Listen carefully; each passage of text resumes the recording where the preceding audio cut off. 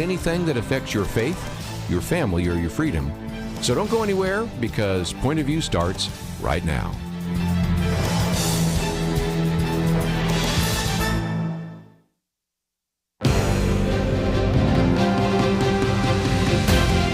Across America, live, this is Point of View.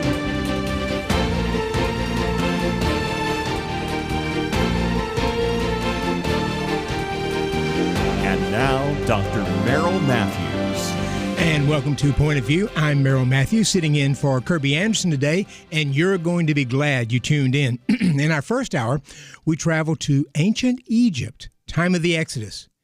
If I were to ask you who was the Pharaoh of the Exodus, you might say, well, Easter just was here recently. I saw the Ten Commandments. It's got to be Ramses. Ramses the Great, son of Seti. Is that right? Do we know for sure? We're going to have Dr. Titus Kennedy join us, an archaeologist, and he's going to explain to us why there may be a better option.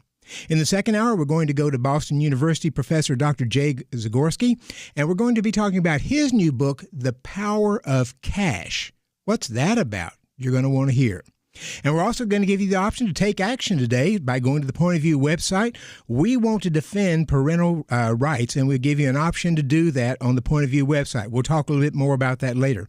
But now, joining me by phone is Dr. Titus Kennedy. He is an archaeologist who has been involved in numerous archaeological projects, 18 different sites. He's a research fellow at the Discovery Institute. He's done artifact research at museums and other areas. And he is also the editor of the Near East Archaeological Society Bulletin. And I traveled with Dr. Titus and his wife a year ago, we went to Egypt with a tour with Dallas Theological Seminary. He was the archaeologist in residence, as we say, walking us through all the things that happened in Egypt, and it's just amazing. We know Egypt had a connection with the Bible, but it's just amazing how much there was going on that we just don't really think about. So, Dr. Kennedy, thank you for joining us. Hey, thank you for having me, Dr. Matthews. Well, we do know, what do we know about the Pharaoh of the Exodus? We're not given the name, and there's been some speculation for a while, but what are the things that we think we know about that person?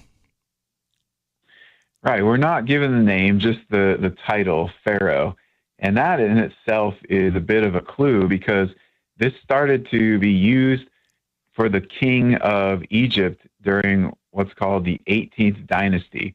So if Moses is writing the book of Exodus and he's using this title Pharaoh, then we know the 18th dynasty is the time in which this could have started, or later. Mm-hmm. But the Bible also gives us a lot of other criteria about this Exodus Pharaoh. For example, his predecessor ruled for at least 40 years. We know that at the time of the Exodus, this new Pharaoh had not been in power for a very long time. We also see an ancestor. There's a connection where there's a daughter of Pharaoh who had saved Moses from the Nile and then adopted him and raised him. So somebody in the family tree that fits that. And then we see other aspects of the story, like the destruction of the army and the loss of chariots. We see some of the behavior of this Exodus Pharaoh. And then later on in the Bible, we get a more detailed chronology, a relative chronology of when the Exodus happened in relation to King Solomon. Walk us through that timeline there of the Exodus, because that's important. Sure. So the timeline of the story, we could really go back to Joseph entering Egypt, and eventually the Israelites are enslaved. This is discussed in Exodus chapter 1. And they start building some cities, or they're forced to build some of these storage facilities at cities. And we see the birth of Moses. We see the killing of these Hebrew babies. And then we have Moses killing the Egyptian, fleeing into the wilderness. And he comes back 40 years later, and that's when the whole Exodus starts. If we fast forward to the book of Kings, 1 Kings 6:1, this is where we get a really detailed and clear chronology for the Exodus, because it tells us that the Exodus occurred, or the Israelites came out of Egypt, in the 4th year of King Solomon's reign, and that was the 480th year after the Exodus. And so if we know when Solomon's reign was in years BC, then we can place this Exodus in a approximate year BC. Does the Bible or archaeology give us any indication of when the Exodus actually happened? I mean, have they found things in archaeology, you're an archaeologist, that have maybe give us some kind of clue as to when that might have happened? Right. So what we want to do then is go to Solomon, because that's sort of our linchpin for the part of the chronology here. And we know that Solomon, based on a lot of other information, he began his reign in about 970 BC. So we go into his 4th year, 967, and then we go back 479 full years into the 480th year. And we get to about 1446 BC for the Exodus. Now we have some other passages that correspond to this. Judges 11:26 talks about how in the time of the judge Jephthah, that the Israelites had already lived in the land for about 300 years. And he is a bit before the time of Saul, around 1100 BC. So we get 1400 BC entrance to the land, 40 years of wandering, about the 1440s BC for the Exodus once again. We've got a couple other places we could go to looking at genealogies, not quite as precise, but we get in the same general period. And we can also see from not just that Kings passage, but also in the book of Numbers, how the Israelites seem to have used an era numbering system, a type of numbering system based on important events, and specifically the Exodus as sort of being the beginning of their new nation. And so they marked their years from that, year 1, year 2, et cetera. And we see that in the wandering narrative. So all that together, what do we have? About 1446 BC-ish, or the 15th century BC, is when the Bible is telling us the Exodus happened. Now, that's not the only impression. There's 3 or 4 or 5 different, I guess, versions of when it might have happened. A couple that are strong and others that are not so strong. Can you touch on those real quickly?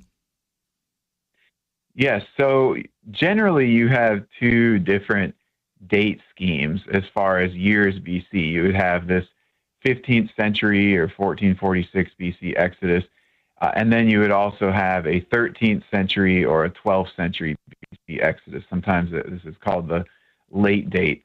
Now, within those, there are some differences. So in your 15th century Exodus, there's a small group of people who revise Egyptian history, and so they actually move the dates of the Egyptian dynasties around. They still use 1446 BC, but they're putting it in a totally different time in Egyptian history. For this late date, how they get there is that they don't take the years mentioned in the various biblical passages as actual years. They take them as symbolic, and so they're looking for other clues or connections, and that's why it's placed roughly in the 13th century, or some scholars in the 12th century BC. Hold on to that. We'll come back with our guest, Titus Kennedy, in just a minute.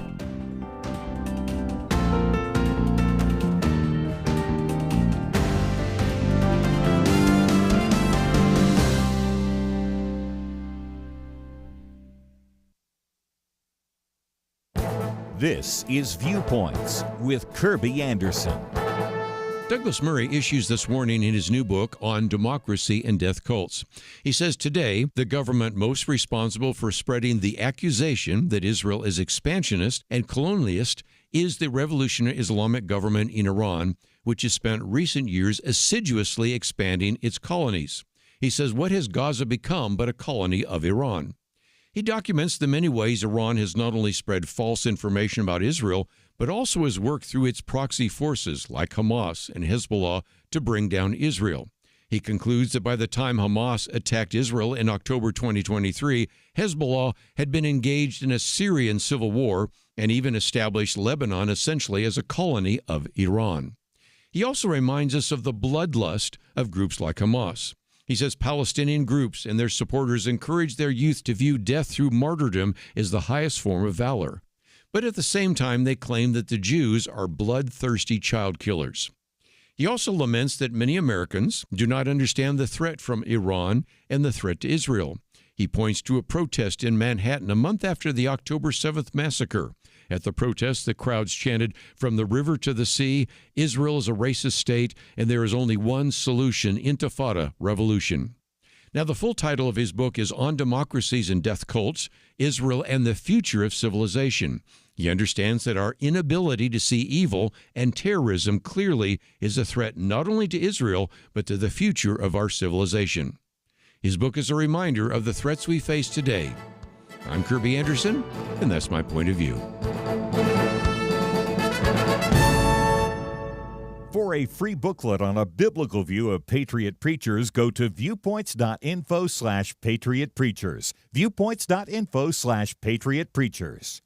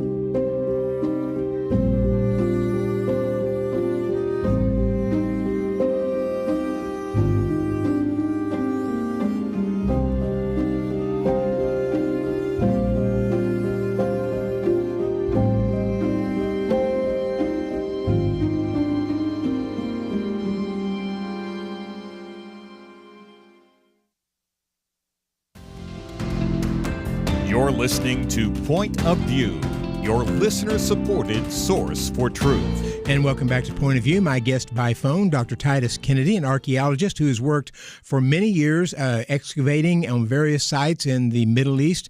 Prolific author, some very, very good books. And Dr. Kennedy,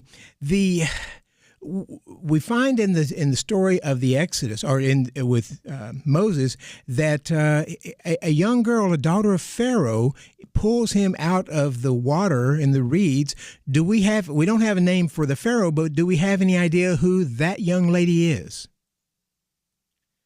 I think we do, and this is a really important aspect of the story, and I think also helpful in understanding when exactly in Egyptian history this occurred. So in Exodus 2:5, it says that it's the daughter of Pharaoh who had Moses taken out of the Nile.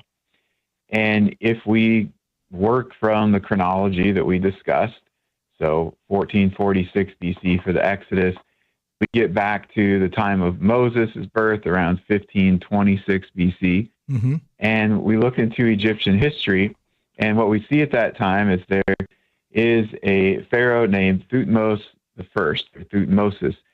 First, and he and his wife have only one daughter who survives past infancy, and that daughter's name is Hatshepsut, and she actually became one of the more famous and prominent queens in Egyptian history because she even held the position of pharaoh for a while.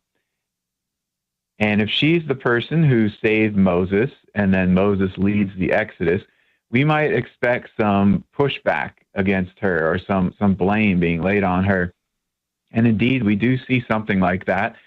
When she dies, or after she dies, the next pharaoh, Amenhotep II, he starts this campaign of defacing and removing her name and her images from monuments all around Egypt as if she did something terrible to the country. And generally, Egyptologists don't know exactly what this was for. It's not stated in Egyptian records, but they understand that it was something considered very bad to Egypt. Well, if she had raised the person who led the Exodus, that's very understandable. And some of the most graphic examples of her defacement You can see them at her mortuary temple, where she has her image etched out and her name etched out, or at the great temple of Karnak, where there was a pylon, this big gate area that Hatshepsut had constructed, and then Amenhotep II actually took it over and put his name over hers in cases. So very, very interesting component of the story, I think. Because there were a few female pharaohs, I think, but she was by far the most prominent one, I guess. Yes, she not only was she the most prominent, but she was the one that a subsequent pharaoh tried to erase from history. So it was this, she did something bad. It wasn't just because she was a woman who became pharaoh. It was because they saw her as doing something very damaging to Egypt. Is there, I've read a number of stories from various archaeologists, and when I look at them, when they talk about the Exodus, the Hebrews there and so forth, there's sort of these different theories that either there was a real Exodus as we're talking about, or maybe the Exodus took over time, it didn't just happen once, or maybe it was a handful of families that went and then the numbers eventually got bigger, or that maybe there never was even really an Exodus, it was largely made up. What do we know about the Hebrews in the land of Goshen? Do we have any evidence of that? We do from a couple of different categories of evidence. First of all, it's very clear that there was a large group of Semites who were eventually enslaved living in this northern or northeastern Nile Delta region, also called Goshen. So that's very clear. That's the people that the Israelites or the Hebrews would fit into. But we also have some evidence of biblical Hebrew names of some of these people living in Egypt during that pre-Exodus period, even as slaves or servants. And the clearest example of this comes from Papyrus Brooklyn, which lists several biblical Hebrew names for people who are servants in a household or household slaves in this pre-Exodus period, kind of around the time just at the end of Joseph's life, just before Moses. So I would say those two categories are primarily what we're looking at: the enslavement, large population, and then some people specifically with Hebrew names. You know, one of the things that when they talk about Joseph in Egypt, especially with the entombment, there are things in the story of Joseph that ring true that you couldn't just know if you had never been there. You would have to know something about how they embalm people, make mummies, and so forth in order to be able to write some of that. Yeah, absolutely. The idea that Joseph's story was written in the 6th century BC or thereabouts, which is essentially the idea of the documentary hypothesis, that just doesn't work at all with the story because of the very specific Egyptian details that pop up in that story. It's not somebody from Judah or in exile in Babylon who's writing it. It's someone who's very familiar with the culture of ancient Egypt. And does it make sense if we talk about Potiphar? Is that an Egyptian-sounding name? Do those elements just sort of make sense in the story? Yeah, it does. His name invokes or honors the sun god Ra. So we know a little bit about where the Hebrews were. There's also been questions about whether or not you could get 600,000 males, maybe 2 million people when you're talking about males, females, children. Do we have any evidence for something like that? I mean, does that sound far-fetched or does it sound reasonable? If you're talking about the wandering period of the Israelites, basically the evidence that we have from archaeology that connects to that is an Egyptian inscription that mentions nomads or wanderers who worship Yahweh, and it comes from right at the time of the wandering. So they don't really talk about the number of people, but it does put this group of wanderers or nomads east of Egypt in that wilderness area right around 1400 BC, and they are associated with Yahweh. And that's how we know it's got to be the ancient Israelites, because there was no other group of people in ancient times who worshiped Yahweh. Every time that we see the name Yahweh come up, in ancient texts, it's always in reference to Israelites or the God of the Israelites. He was not someone that any other nation worshipped. Now, you conclude that the most likely pharaoh of the Exodus was Amenhotep II, I believe. Why do you think that? Well, we've talked about a couple of related reasons so far. We've talked about the chronology, the date for the Exodus according to the Bible, putting it around 1446 BC, which would fall in the 18th dynasty, right, in that reign of Amenhotep II. And we've also talked about that connection with the daughter of Pharaoh who took Moses out of the Nile, Hatshepsut. That would connect as well to this Amenhotep II. But we have really several other reasons. I mentioned that one of the qualifications for the Exodus Pharaoh, according to the Bible, is that the previous Pharaoh had to have ruled for 40 or more years. Mm-hmm. And there are very few pharaohs who reigned that long, but Thutmose III is one of them, and he was the father and predecessor of Amenhotep II. He died about maybe 1450 BC, and so the Exodus just happened recently after that, with his son coming into power as a new pharaoh. We also see the building of storage facilities and enslaved Semites in that Nile Delta region, and the Bible tells us that Ramses and Pithom, the Septuagint adds Heliopolis as well, were constructed, or I should say storage facilities were constructed. And we do see not just construction during the time of Thutmose III and Amenhotep II at those places, but we also see specifically storage silos at Ramses and Pithom. So that is a very interesting connection. We see even the abandonment of the royal palace district at Ramses or Avaris during the reign of Amenhotep II, further indicating a possible association. The psychological profile of Amenhotep II fits very well. He was extremely arrogant, seemed to be compensating for something. Obviously, that doesn't mean he's the Exodus Pharaoh, but it fits. We see an inscription of him talking about destroying statues of the gods. He could be upset at the gods for something, abandoning them during the time of the Exodus, and several more that we can talk about. Oh, that will come back on Point of View in just a minute.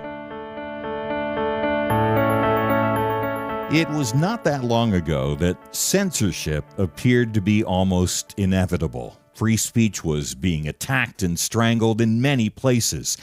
And some of us wondered if this was the end. But now, many feel a new sense of hope, a chance for a fresh dawn. Let me caution you, now is not the time to relax. It's a time to press forward, to use this fresh opportunity to proclaim and learn how to apply truth to current issues. By the fact you're here, listening right now, that tells me that you recognize the vital role Point of View plays as a voice of truth. For more than 50 years, we've informed and equipped people who have made a real difference. And when you give to Point of View today, you breathe life into what can be a new golden era for the truth. Please, take a moment right now and invest in truth. Visit pointofview.net or give it 1-800-347-5151. That's pointofview.net. Click in now or call 1-800-347-5151. Point of View will continue after this.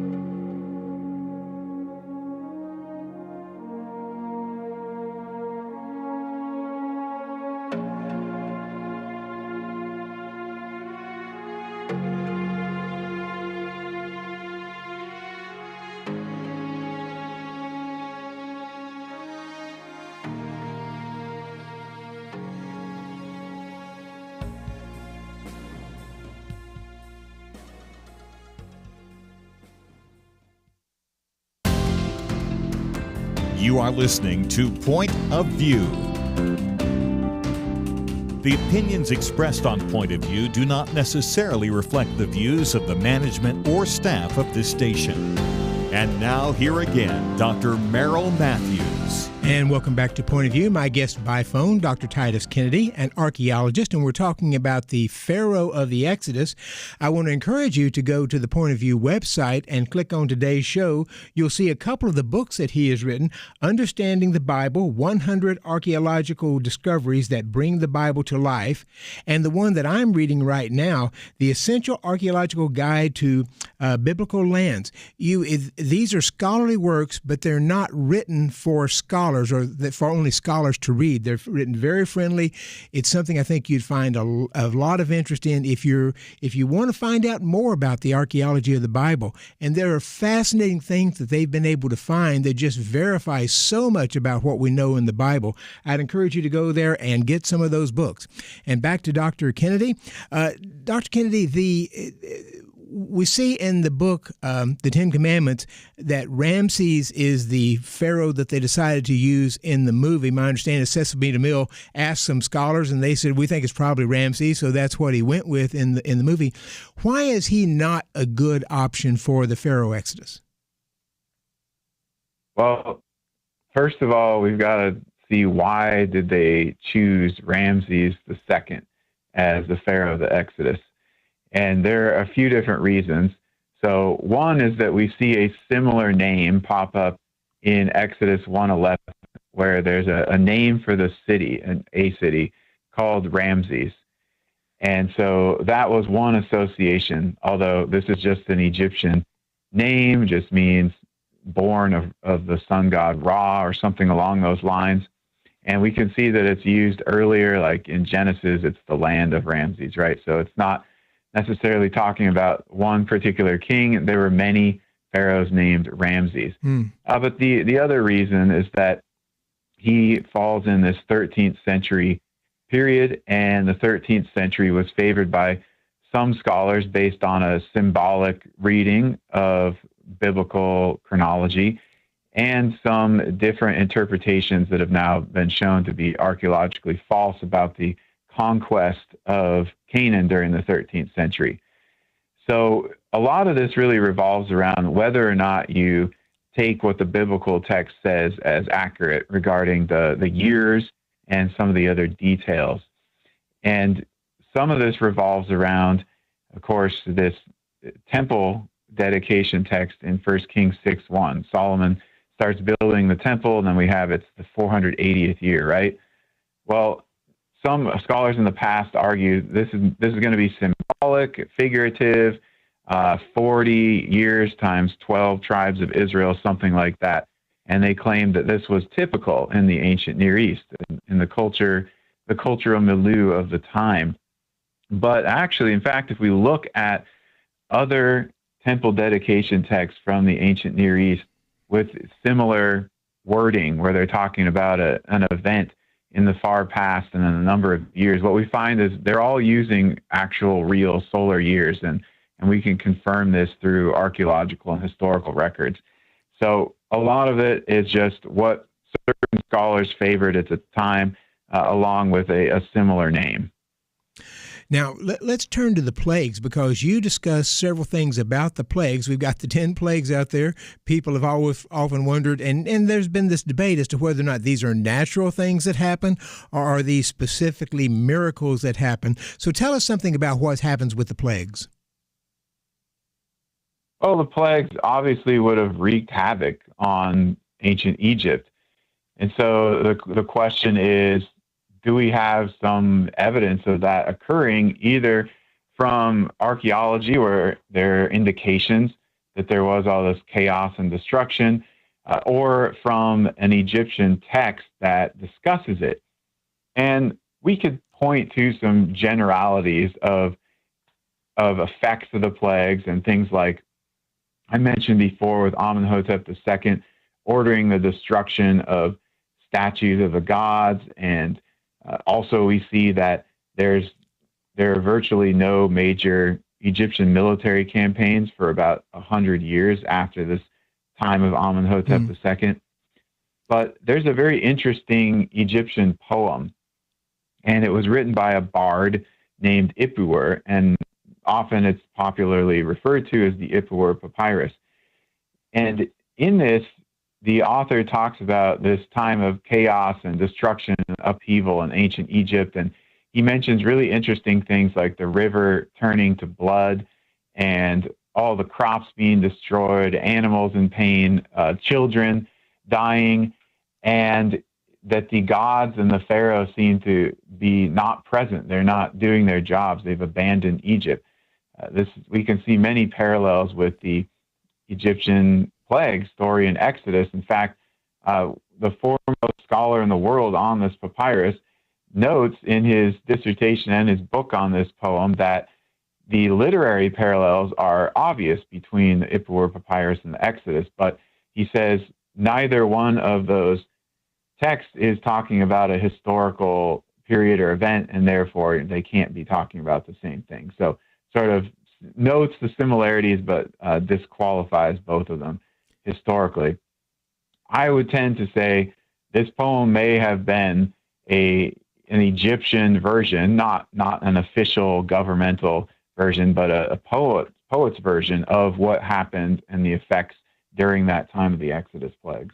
Now, you mentioned the gods there, and we tend to think of this as a battle between Moses and Pharaoh, but from the Egyptian and the Hebrew standpoint, they would have seen that as a battle between the Egyptian gods, and Egypt was, I guess, the most powerful country in the world at that time, and the Hebrew God, who is this just the God of these slaves out there.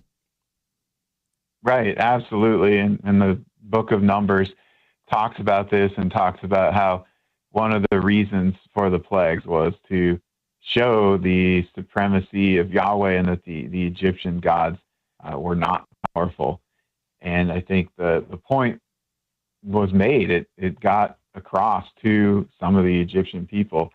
And it's certainly reflected in this poem. And this is one of the reasons why I think it may be talking about those Exodus plagues. Now, speaking of the plagues, you mentioned Amenhotep II as who you think is probably the most likely pharaoh. Do we have any evidence that Amenhotep II may have lost a firstborn son? We do. We have some very, very interesting things that have been turned up since the excavation of his tomb in the Valley of the Kings now over 100 years ago. When that tomb was entered and observed and excavated, they found not only the Pharaoh in his sarcophagus in that tomb, but they also found a boy. This boy was wrapped as a mummy, and nearby they found these two inscriptions. One was on what's called a shabti, and this is basically like a little statuette that's supposed to be a servant in the afterlife, and the other inscription was from canopic jars where they would hold some of the organs from the mummy. And they had the name Weben Senu on it. And Weben Senu is known from other inscriptions to be one of the sons of Amenhotep II. And so it seems that this boy, the son of the Pharaoh, died under circumstances of which the Egyptians don't talk about, and he was placed in the tomb of his father, suggesting that he was the firstborn and the first to die. And he had this place of prominence because it is not at all normal practice for the crown prince to be buried in the same tomb as the Pharaoh. And so it's been suggested that this son died, this firstborn son died during that final plague of the Exodus. And indeed, he's right about the correct age for him to be the firstborn who would die at the time of the Exodus.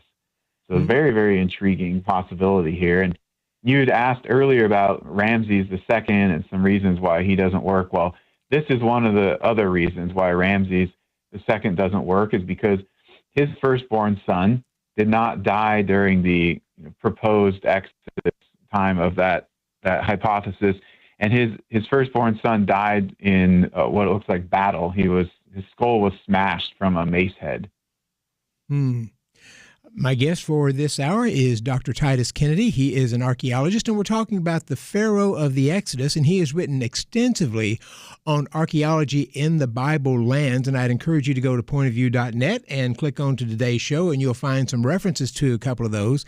And when we come back, I'd like to ask him about, who was the Pharaoh that followed Amenhotep II? If the firstborn son died, then who was the one who followed him? Is there any reason to think he might have had to try to defend being the Pharaoh, having lost the firstborn son? So stay with us. We'll be back in just a minute on Point of View.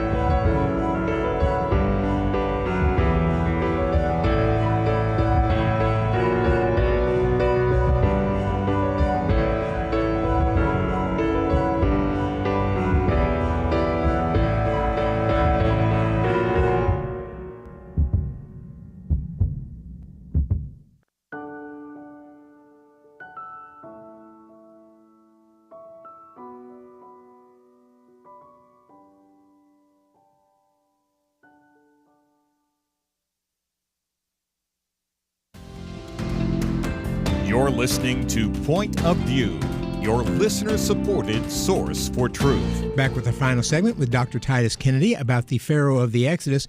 And Titus, what do we know about the son of Amenhotep II who became the next Pharaoh?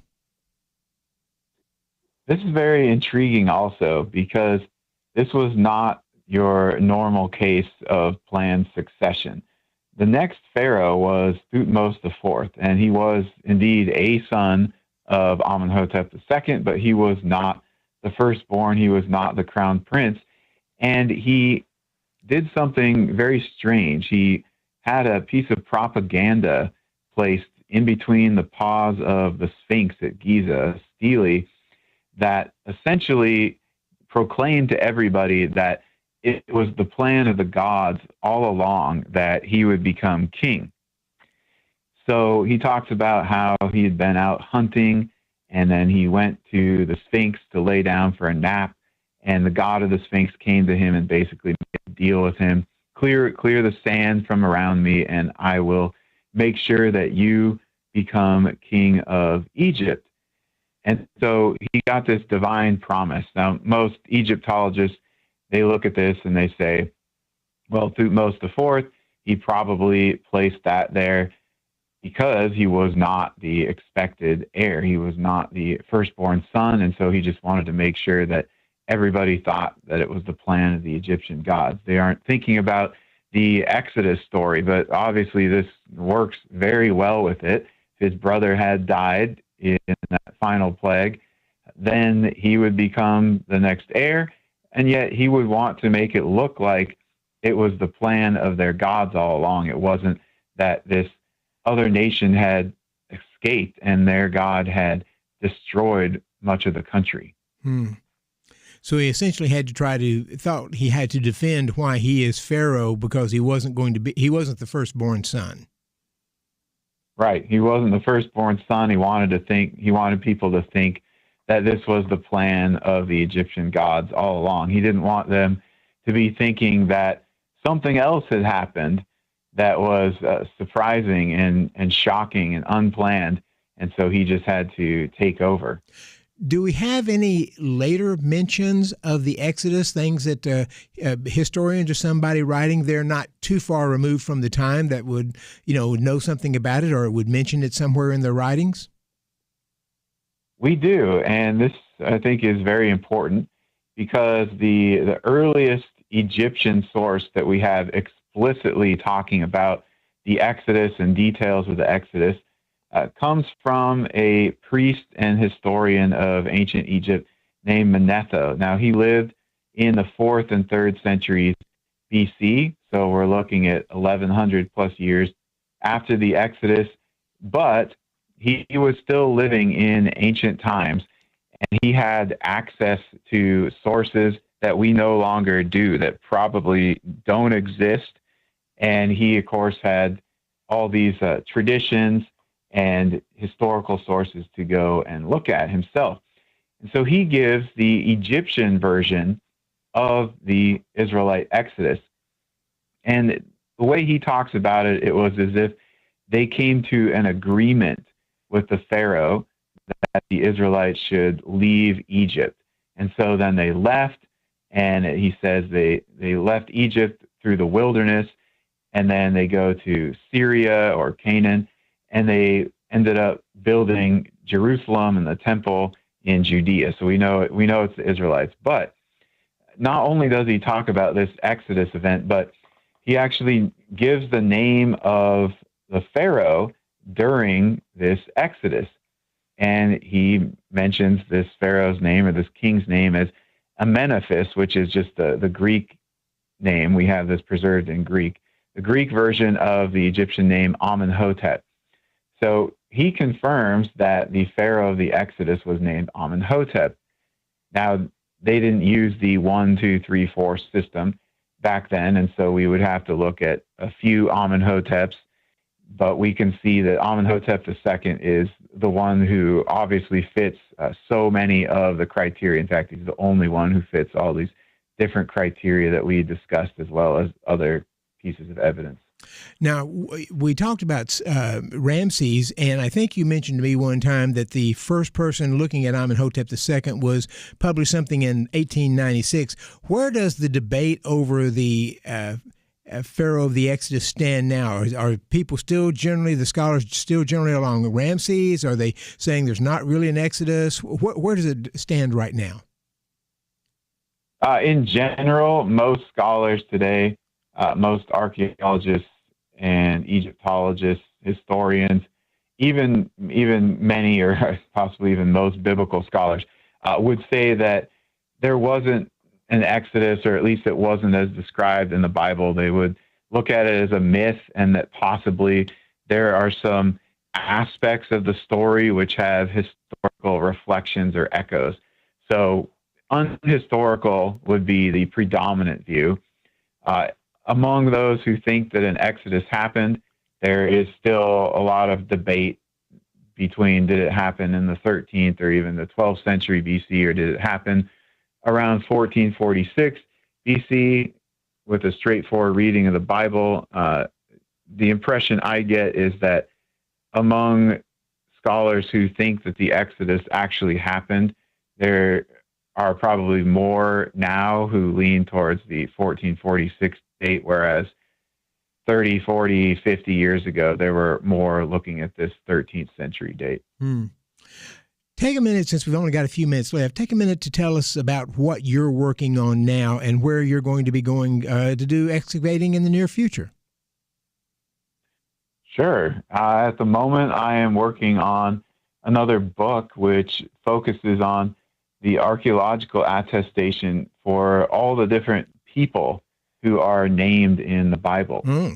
So more than 130 people, probably. Some with more strong attestation, more sure attestation, and others where, there's a match between the names and some other criteria, and so it's possible. But quite a few people named in the Bible who are also named in archaeological sources. And after that, we'll be going back to excavate, hopefully once again, at the ancient city of Zoar. Tell us about Zoar. Well, Zoar is most famous because it is the city that Lot fled to when Sodom and the other three cities were being destroyed. And Lot goes to Zoar, and it is not destroyed, and he goes up to the cave near there. And we see that it's unique because of those 5 cities of the plain. It was the only one that survived and continued to be inhabited. And we see some references to it in the prophets Isaiah and Jeremiah, and we see probably a reference to it in the book of Kings as well. And then outside of the Bible, we see it mentioned quite a bit from the time of Jesus, or even slightly before, into the early church. So we know it continued to be occupied, and that's actually something very helpful because archaeologists were able to pinpoint where this was located. And then when excavations started there not too long ago, they found this later period of the city of Zoar from the Byzantine or the early Christian period and the Roman period. And so now we are looking for the much, much earlier city in the Bronze Age from the time of Lot and Abraham. And while we have some general evidence of that from some pottery sherds, we haven't yet found the buildings themselves. Dr. Titus Kennedy, thank you so much for joining us. Yeah, my pleasure. Thank you for having me. Stay with me. We'll be back on Point of View with the power of cash. Many years ago, they began saying that we live in the information age. Well, today there is so much information coming at us from every direction. The hardest thing is to discern which issues are really important and how can I make a positive impact without wasting my time trying to figure out accurate information. Let me give you a suggestion to help with that. Visit pointofview.net. Look at the tabs across the top. Find the one named Viewpoints. Kirby Anderson and others on our team are constantly watching for news to identify those issues that you really need to know about. They boil things down in a brief summary, and then you can decide if it's something on which you want to learn more and get involved. Again, when you go to pointofview.net, click on Viewpoints, you'll see exactly what I mean. You'll see the issues that we are covering right now. And when you like what you see, I honestly think you will, you can slide on over, enter your email, and get them automatically sent to your inbox each day. That's it. Take a minute now, be informed. Pointofview.net, click on Viewpoints. Point of View will continue after this.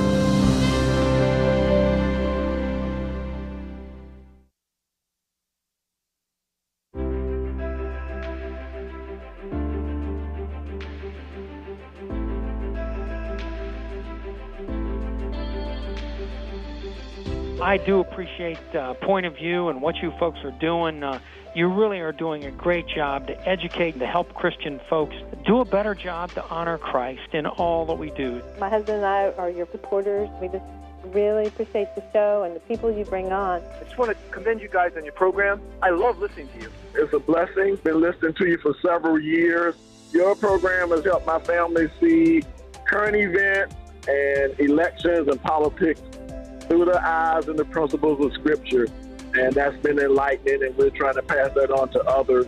I want to say, first of all, that I really enjoyed the Millennial Roundtable, and I love the program altogether. I think Kirby is great, and I really appreciate all of y'all, all that y'all do, and the truth that y'all put out. Hey, great show. Love all your comments and what you're talking about. Thanks again for what you do.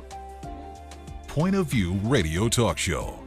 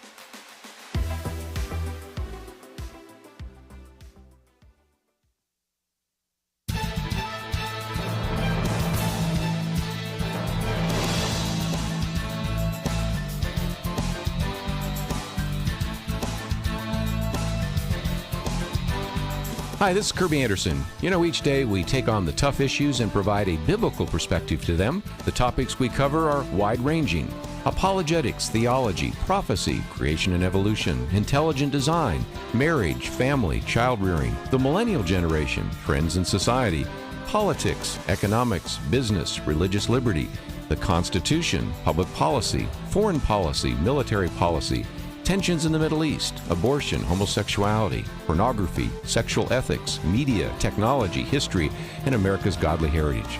We talk about anything that affects your faith, your family, or your freedom.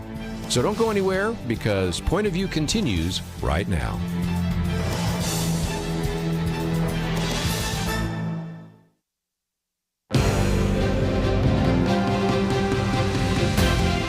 Across America, live. This is Point of View.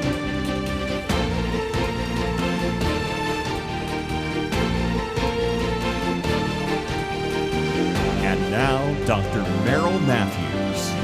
And welcome to Point of View. I'm Merrill Matthews, sitting in for Kirby Anderson today. And, you know, when I stop at a convenience store, I'll pick up a few items. I go take it to the clerk. The attendant starts checking it out, scanning them. And then when he or she's finished, he'll point to the machine to put my credit card or debit card in. And he'll look up and he'll see I have cash in my hands. And sometimes they look confused, sometimes they look annoyed, but they most of the time will take my cash. But I do that as a matter of principle. In my family, we use cash for most standard purchases. My wife goes to the grocery store, she uses cash. When I go to the gasoline station, I use cash. If we're setting up reservations for airlines or a hotel, we'll use a credit card then. But for the most part, we use cash. And over the years, I've thought there's several reasons why I do this, because I feel like I'm sort of living alone in this world, but there's several reasons for it. And then I came across Professor Jay Zagorsky's book, The Power of Cash: Why Using Paper Money is Good for You and your society. And I thought, I have found my hero. This is the man I idolize. Professor Jay Zagorsky is an economist at Boston University's K. Storm School of Business. He's taught thousands of students there. He was also a researcher at Ohio State University for over 20 years, seeking to understand the causes and consequences of poverty and wealth. He's published widely and quoted widely. Dr. Zagorsky, thank you for joining me. Nice to be on your show, Merrill. I'm going to read a segment of your book here from the beginning. It says, in 2015, about 1/5, that's 17.1%, of the people said they were not carrying any paper money. By 2022, the figure was over 1/3, 34.6%. In less than a decade, the percentage of people walking around without any paper money doubled. If people don't carry cash, they cannot experience any of its benefits. And, you know, I suspect that 34.6 is even higher now. Tell me, what inspired you to go to writing The Power of Cash? So let me say that a long time ago, I was not a cash user. As a matter of fact, I used my credit card for everything, and I was trying to accumulate as many points, as many miles on an airline as possible. And about 2 sabbaticals ago, I and my wife, we actually made it 3/4 of the way around the world on airplane points frequent flyer miles. Mm-hmm. And I was really excited about this. And the Federal Reserve in Boston, which is the central bank of the United States, they invited me in for a payments conference where people talked about how people are using money. Because the central bank is very interested in how people pay for things. And I was sitting there at lunch bragging to this man about how I had just traveled 3/4 of the way around the world, basically without paying any money at all. And he said, "You do realize that somebody had to pay for that?" And I sort of paused for a minute and went like, right. I give lectures that there's no free lunch in the economy. And he goes, "You know who pays for that? The poor."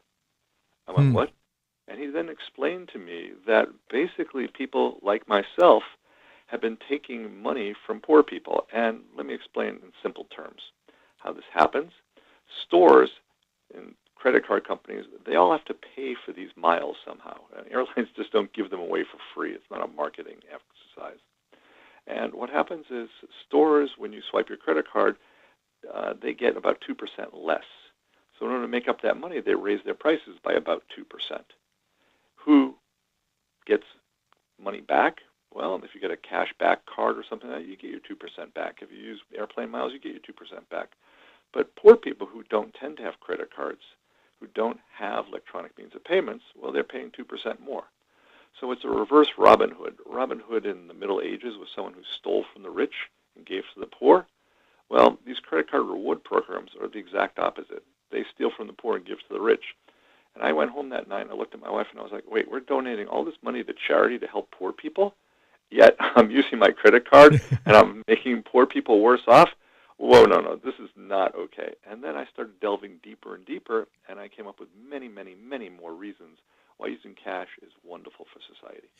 Is cash disappearing? I mean, there's a few countries that have gone strictly to non-cash payments. Sweden's one, and so is China, where basically it's very, very difficult to use cash in either of those countries.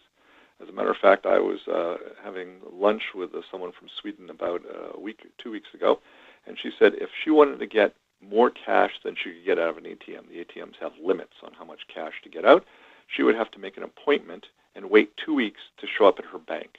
She couldn't just walk into a bank and request some cash that was greater than the ATM limit.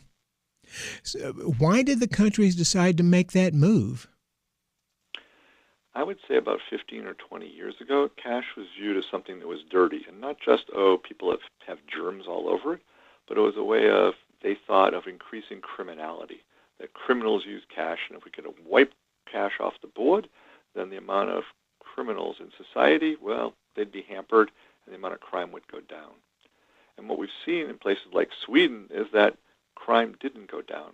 Crime stayed the same, except it shifted from one way to another. Quick example, in Sweden, almost no one has their pocketbook stolen.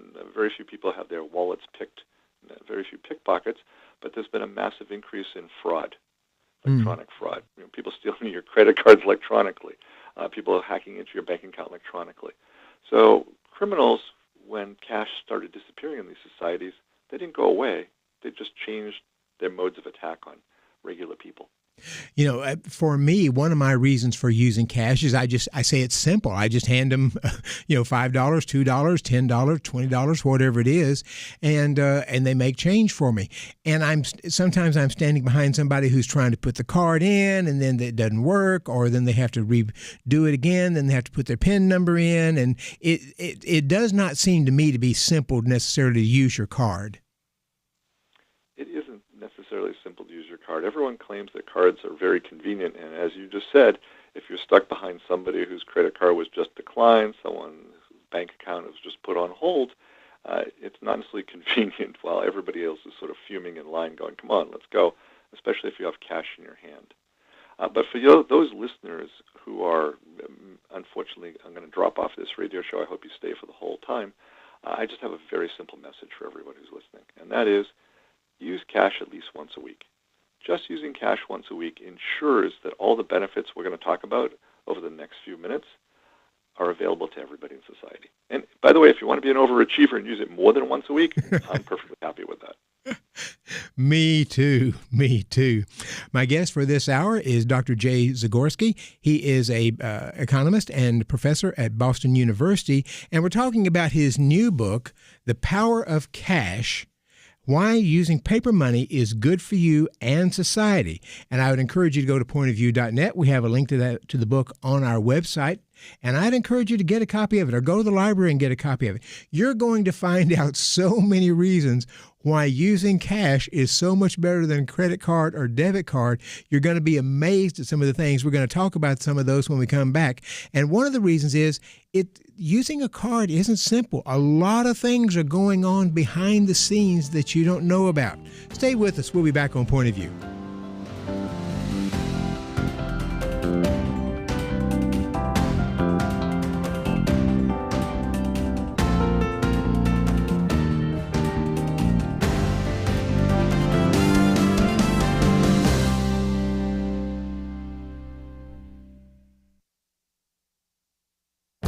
This is Viewpoints with Kirby Anderson.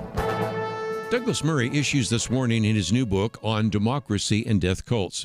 He says today, the government most responsible for spreading the accusation that Israel is expansionist and colonialist is the revolutionary Islamic government in Iran, which has spent recent years assiduously expanding its colonies. He says, what has Gaza become but a colony of Iran? He documents the many ways Iran has not only spread false information about Israel, but also has worked through its proxy forces like Hamas and Hezbollah to bring down Israel. He concludes that by the time Hamas attacked Israel in October 2023, Hezbollah had been engaged in a Syrian civil war and even established Lebanon essentially as a colony of Iran. He also reminds us of the bloodlust of groups like Hamas. He says Palestinian groups and their supporters encourage their youth to view death through martyrdom as the highest form of valor. But at the same time, they claim that the Jews are bloodthirsty child killers. He also laments that many Americans do not understand the threat from Iran and the threat to Israel. He points to a protest in Manhattan a month after the October 7th massacre. At the protest, the crowds chanted, "From the river to the sea, Israel is a racist state, and there is only one solution, intifada, revolution." Now, the full title of his book is On Democracies and Death Cults, Israel and the Future of Civilization. He understands that our inability to see evil and terrorism clearly is a threat not only to Israel, but to the future of our civilization. His book is a reminder of the threats we face today. I'm Kirby Anderson, and that's my point of view. For a free booklet on a biblical view of Patriot Preachers, go to viewpoints.info/Patriot Preachers. Viewpoints.info/Patriot Preachers.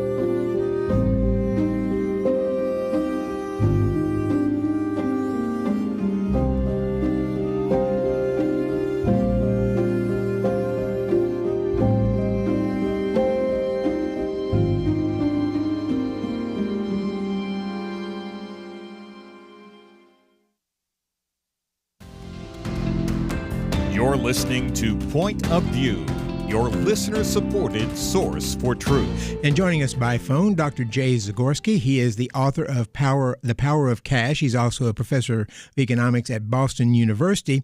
And Doctor, when I came to the studio today, I stopped in the little deli downstairs, and I was getting a package of candy, and I looked on there, and they have a little sign there that says minimum of $5 or more if you're going to use a card. And I thought to myself, you know, people will say, well, using a card is just simple. I'd use the card and it's done. But there's all kinds of money transactions, money transfers, and people taking, if I'm going to say maybe not a pound of flesh, but at least an ounce of flesh going on behind the scenes. There is. There's a whole bunch of different things going on, but let's talk about that sign right there. And I want to switch the conversation just for a minute, then we'll come back to your original point about all the different things happening behind the scenes. I spend a lot of time traveling to Seattle. I happen to have two granddaughters there, and my granddaughters live in a neighborhood that is very close to High-Tech Central. It's very close to Amazon. It's close to Google's Seattle headquarters. A whole bunch of other companies are out there, and many of the stores in that neighborhood have signs, no cash accepted. Seattle, if you've ever been there, Merrill, also has a very large homeless population. Mm-hmm. And when you're homeless, you can't get a bank account because banks require by federal law, something to know your customer. You need a valid form of ID. You need a permanent address they can mail you things.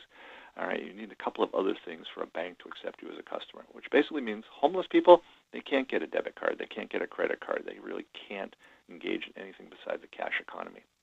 And what the signs in Seattle at many of these stores say is, if you're poor, don't bother walking in the door. Because if you don't have a debit card, you don't have a credit card, we won't let you make any purchases. And there's a man, when I go visit, I usually get a cup of coffee. You got candy. I tend to get coffee and a bagel at a local shop. And I know where he is, and he's always saying, you have any spare change? And, yeah, I carry cash, so I have the ability to give him some money. But he can't walk into the store and buy a cup of coffee and a bagel at the place that I buy it because they refuse to allow non-cash transactions to happen.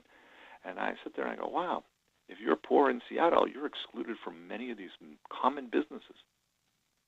You know, it's interesting because you talk about some of the stores that just simply don't take cash anymore, and we've gone to restaurants where they don't take cash. We've gone to the gym I go to in this town where I live. If you go in there, if I bring my granddaughter in, I have to pay $2 fee, but they don't take cash anymore, so I have to use my credit card to cover that $2 fee. And even though people will sometimes say, well, this is simple, it's not simple in the fact, I mean, I go back and I have to check those things online to see if all these charges are match up to things I think we actually spent so that there's not fraud going on in there. There's actually a lot going on behind the scenes. A huge amount. Electronic transactions, well, they rest on three pillars. One, they rest on electricity. That's how they're called electronic transactions. Yes. Two, we need communication networks, right? That store that you went to that just charged you $2 for the health club, somehow they have to transport your data to the central servers. And three, there's computers that have to process it, have to check your bank account, check who you are to make sure there's no fraud happening. And those three things don't always work.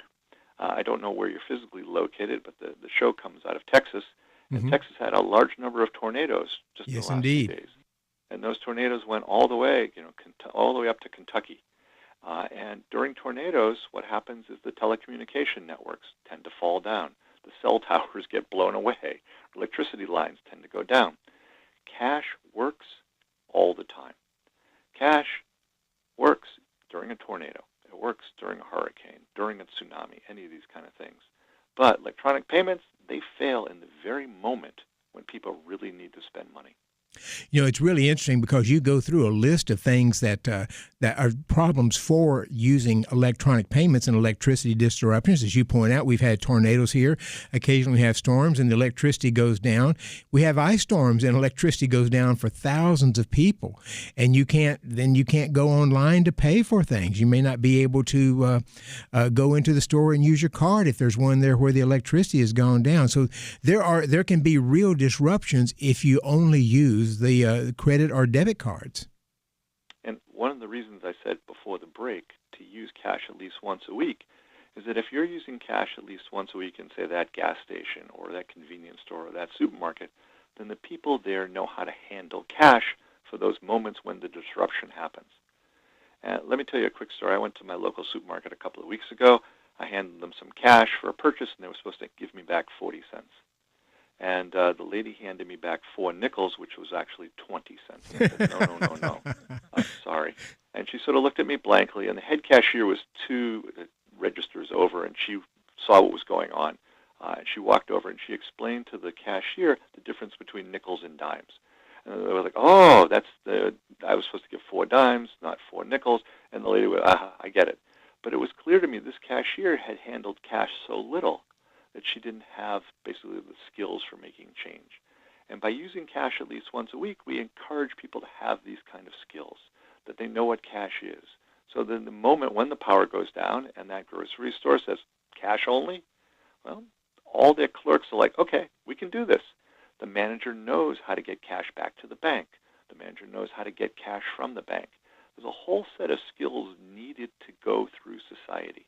Because if everyone switches to electronic means of payments, we lose a whole infrastructure. We lose banks. We lose ATMs. We lose even armored car companies. And I'm not trying to make a case for armored car companies and things like that, but we need this infrastructure to move cash around so that that moment when the tornado wipes things out for a week or 2 weeks in, say, North Texas, that it's possible to keep living your life, that you can go to the grocery store, you can buy the milk, you can buy food for your children, that you can fill up your car with gasoline. Another problem with our credit and debit cards is security. A little while back, I got a note from MasterCard saying, we don't think you actually just bought a ticket to a country in Africa, and so we're checking this. If we're wrong, let us know, but we're getting ready to shut down this card. And they were absolutely correct. I did not buy a ticket to the country in Africa. Could have been a nice safari, Merrill. You might have enjoyed it. I'd love to go to South Africa and go to safari, but that wasn't me. Oh. So here's the point about this. Yes, people steal money from individuals who are holding cash. The data are a couple of years old because the FBI, which produces crime statistics, is not producing things every single month for the general public. But a couple of years ago, the most recent data showed that about $400 million in cash was stolen. Now, your listeners are going to be like, wow, $400 million, cash is not safe. But the same data set showed that over $20 billion were stolen from credit cards and debit cards. So, yes, thieves do steal money from people holding cash. But what happens is that electronic payments make you susceptible to thieves anywhere in the world. Cash, the thief has to be within basic striking distance, within a couple of miles of your house, your office, wherever you physically are. So that basically opens you up to a much wider range of people who have nefarious ideas about trying to take your money. See, it's important because we occasionally get text. I got one last night from somebody said, Donald Trump wants to give you $5,000. You just need to go to this website and answer some questions. And of course, that would be a promise of $5,000 over the wire. But that, of course, is not what's going on. That may be somebody from Indonesia or Malaysia trying to get me to do something in order to be able to move me through something where they can steal my money, but they would be stealing it electronically. Now, the problem, Steve, Merrill, when people say, they take your credit card and they charge a ticket to Africa, is that a lot of people say, well, I just called up the credit card company and they reverse the charges. But we all end up paying for that theft, even though you don't think it actually cost you anything. So let's assume that it wasn't an airline, but it was a store. What happens is the credit card company goes to the store and says, this item was purchased illegally, and the store then has to repay the money to the credit card company. And the store then has to raise their prices because the theft actually happens. It's the same way as if somebody walked into the store and just stole, say, a TV set. So by stores raising prices, we all end up paying. My guest for this hour, Dr. Jay Zagorsky. He is an economist and professor of economics in Boston University. We're talking about his book, The Power of Cash. When we come back, I want to ask him about, does cash sort of keep me from spending as much? Am I more likely to spend more money if I have a credit card and I'm not pulling money right out of my billfold? I know I feel that tension, and I bet we find a lot of Americans feel that tension. If you want to find out more about him or get a link to his book, go to pointofview.net. We have a link there for you. We'll be back with Dr. Jay Zagorsky.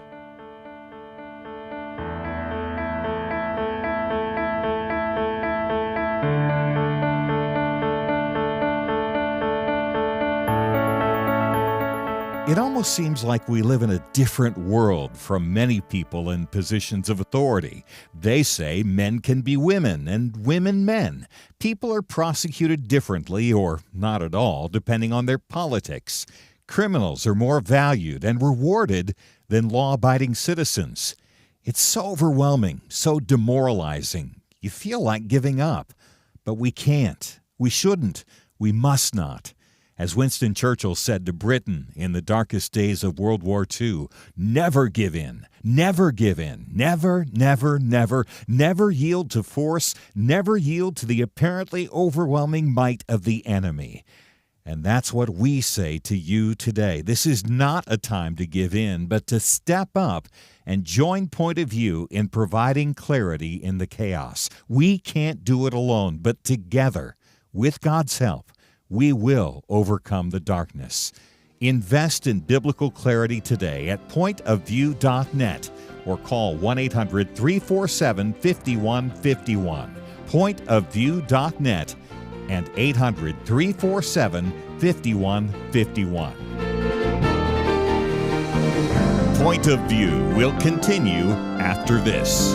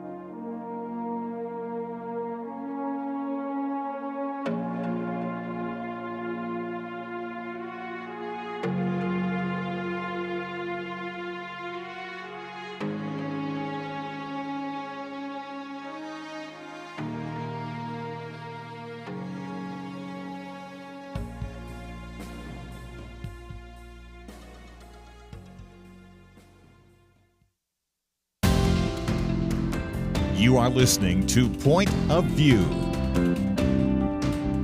The opinions expressed on Point of View do not necessarily reflect the views of the management or staff of this station. And now, here again, Dr. Merrill Matthews. And welcome back to Point of View. My guest by phone, Dr. Jay Zagorsky.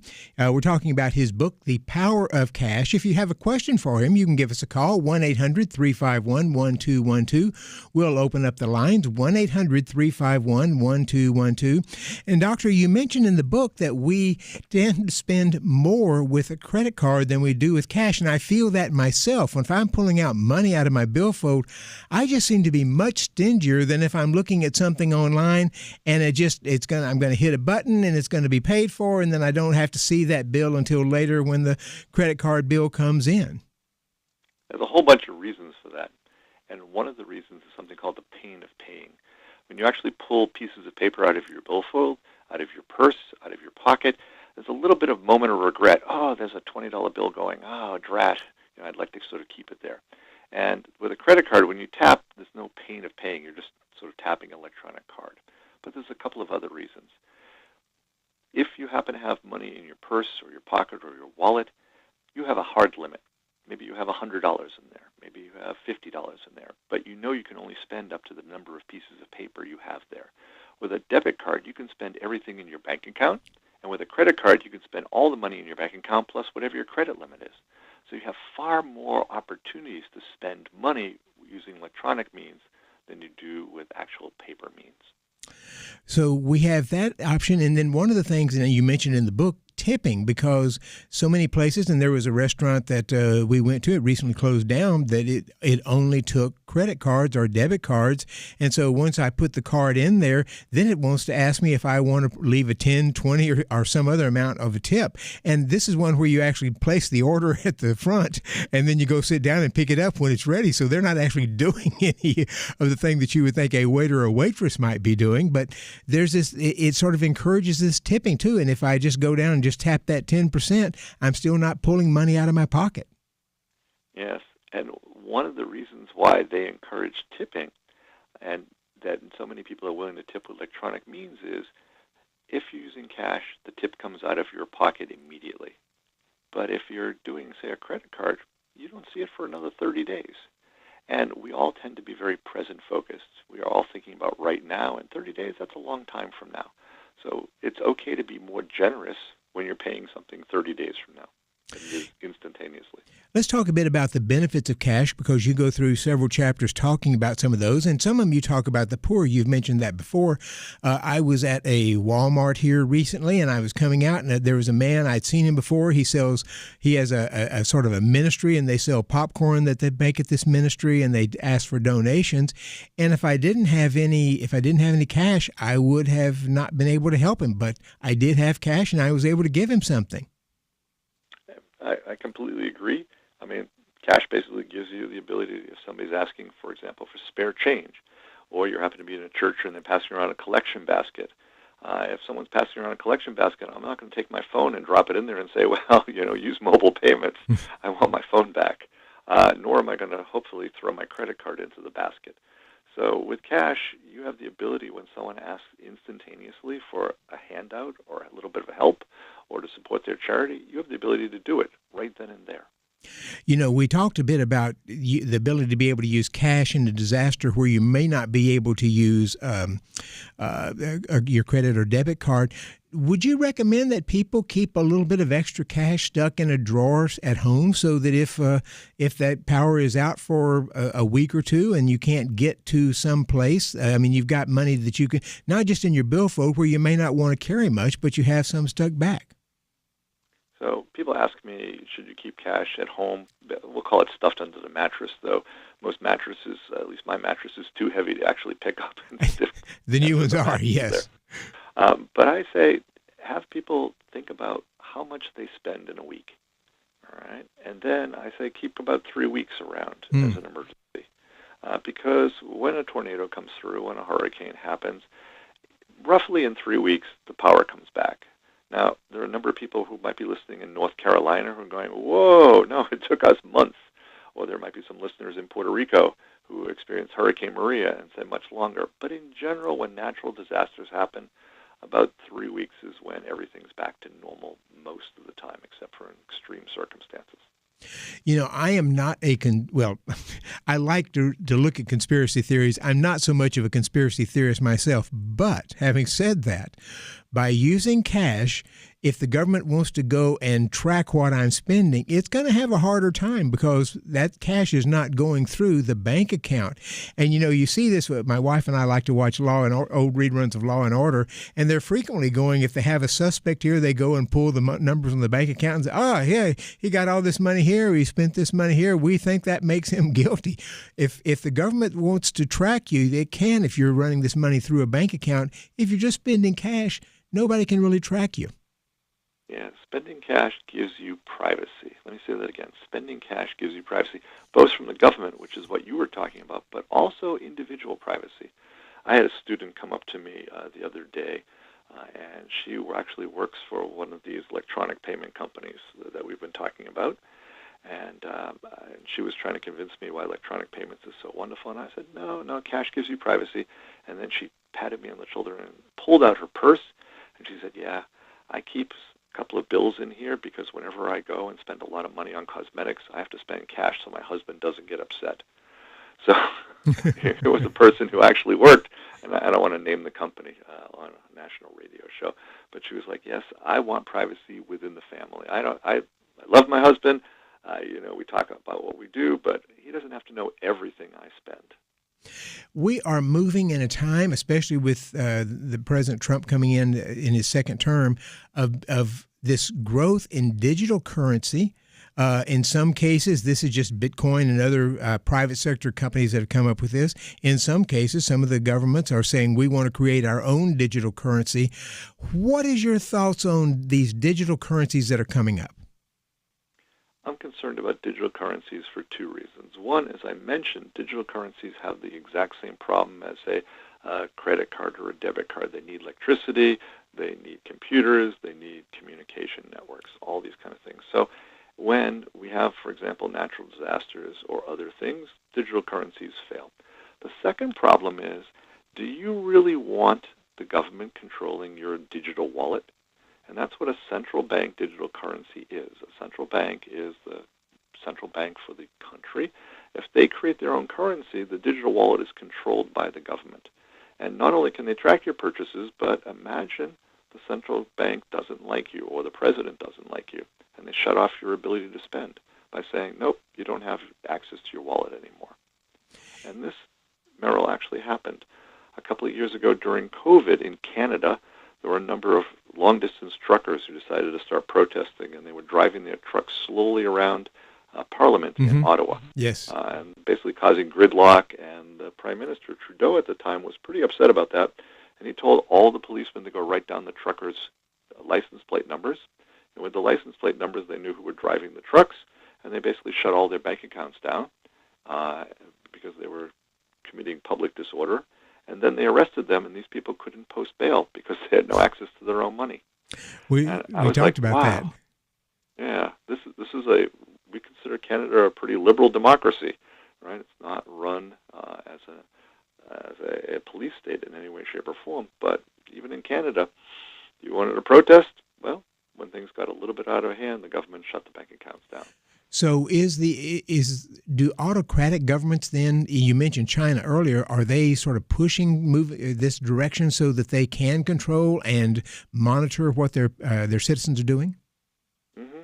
I think that's one of the reasons why the government of China is very much interested in having an all-electronic payment society. Right? If you sort of get out of line, well, they can prevent you from spending money. And the easiest way to stifle dissent is when people can't buy food, they can't buy medicine, they can't buy something to drink. You mentioned some of the things that we should be in bringing back cash, even bringing back large bills. I remember my father was a banker, and I think if I remember correctly, he would bring home a $500 bill, maybe even a $1,000 bill when I was very young. Those have I think all you can do right now is a $100 bill. Maybe there's others, but I haven't seen them. But some other countries have tried to get rid of the larger denominations. They actually have. And one of the reasons for getting rid of the large denomination bills, besides not being used very often by many people, is that this was an idea to get rid of either crime or reduce terrorism.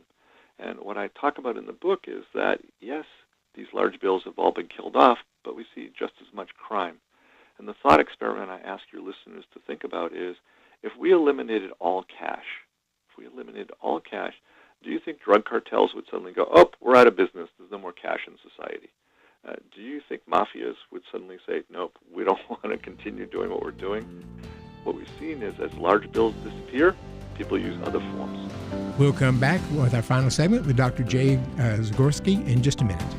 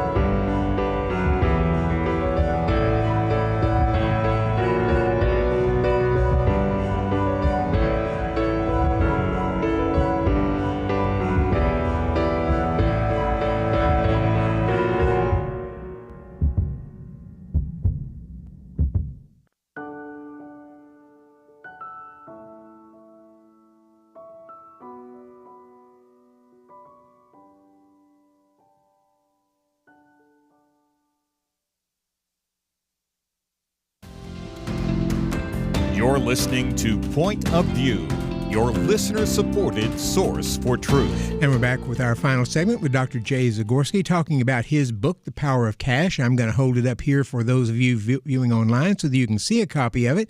We have a link to the book on our website, pointofview.net, so you can go there and click. You'd have to buy it electronically. So if you want to be in the spirit of the book, go to a local bookstore, buy the book, and pay cash for it. Let me say, Merrill, that I actually did that when it came out, and it gave me the greatest joy.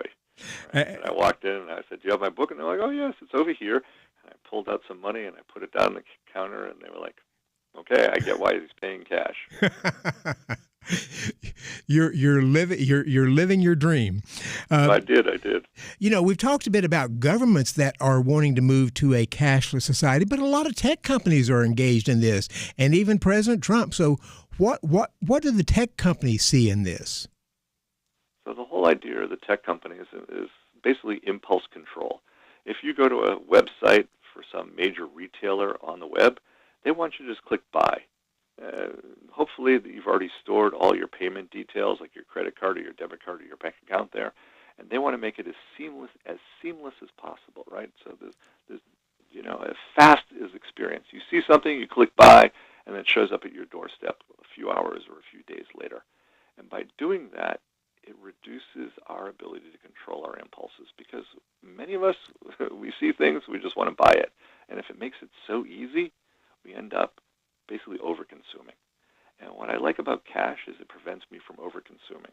If I walk into a store, there might be a whole bunch of things I see. Oh, I'd love that. And I say, oh, I only have about $80 in my pocket. Can't buy that. Hold off. Now, you teach students. You have had thousands of students go through your classes. I guess you have classes these days, or do you have classes currently running? I do 2 classes this week. Do you talk to your students about this? And this is going to be younger people for the most part. How do they respond to that? They're my biggest skeptics.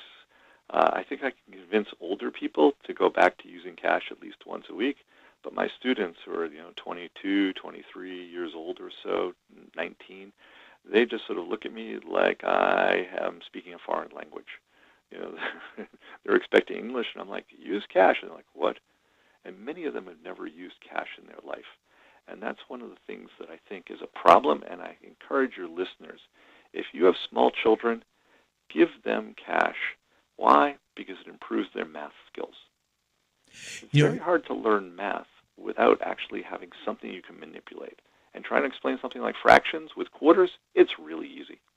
When when we had young children, I would, especially one of them, the oldest one, I'd pull out change. When she was just 5 or 6, we'd put a bunch of change out there and let her identify what's a dime, what's a penny, what's a quarter, I even put a few $50 in there so she could see that. But it taught her to sort of add that. And I said, now, if I have 2 of these quarters, what does that make? And it forced them to think about that.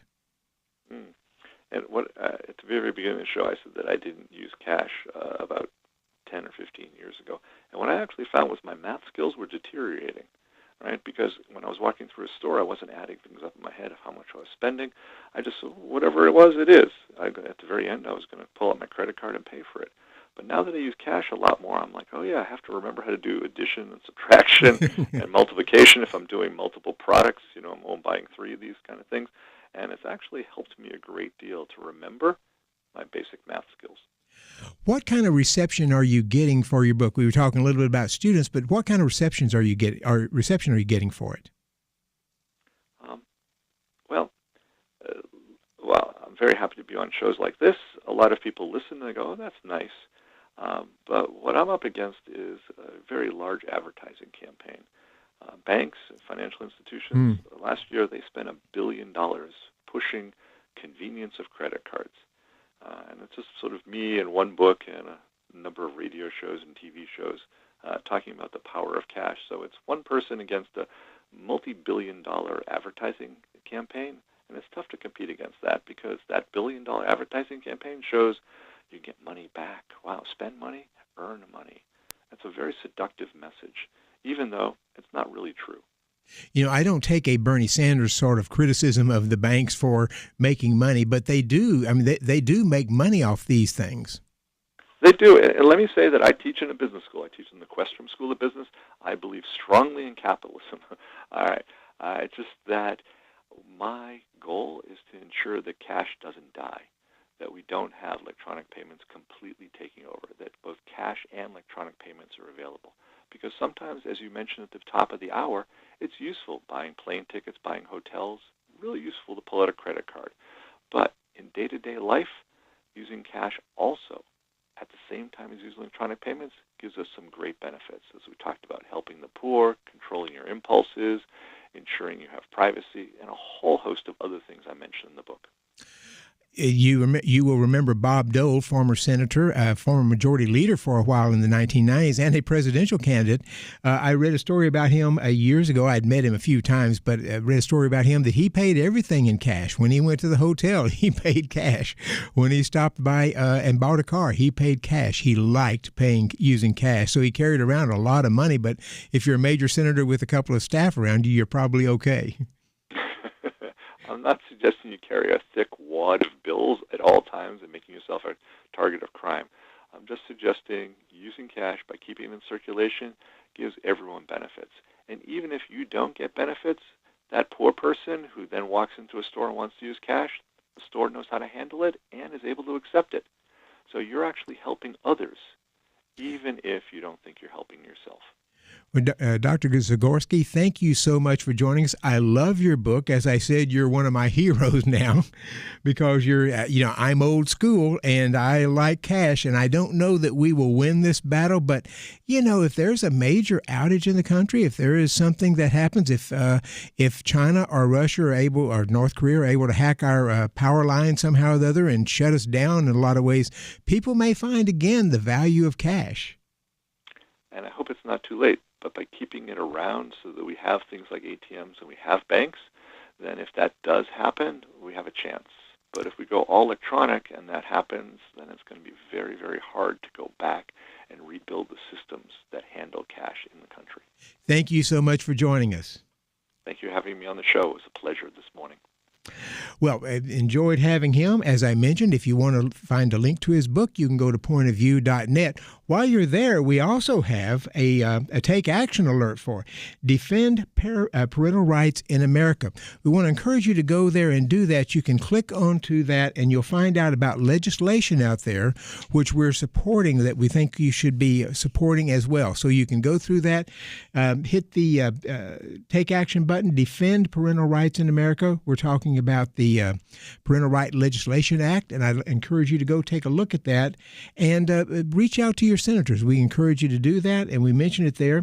We also mention some of the other things you can find, and I would also encourage you when you're at pointofview.net to hit the donate button and help Point of View.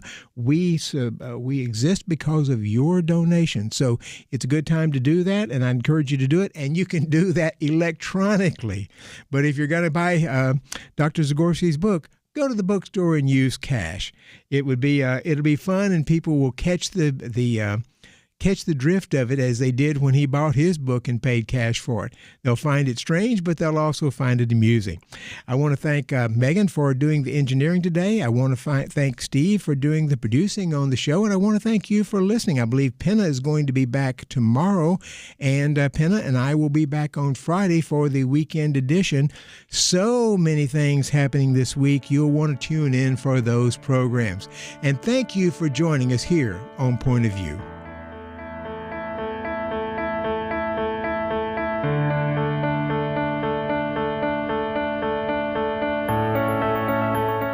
In 19th century London, two towering historical figures did battle, not with guns and bombs, but words and ideas. London was home to Karl Marx, the father of communism, and legendary Baptist preacher Charles Spurgeon. London was in many ways the center of the world, economically, militarily, and intellectually. Marx sought to destroy religion, the family, and everything the Bible supports. Spurgeon stood against him, warning of socialism's dangers. Spurgeon understood Christianity is not just religious truth, it is truth for all of life. Where do you find men with that kind of wisdom to stand against darkness today? Get the light you need on today's most pressing issues delivered to your inbox when you sign up for the Viewpoints commentary at pointofview.net/signup. Every weekday, in less than 2 minutes, you'll learn how to be a person of light to stand against darkness in our time. It's free, so visit pointofview.net/signup right now. pointofview.net/signup. Point of View is produced by Point of View Ministries.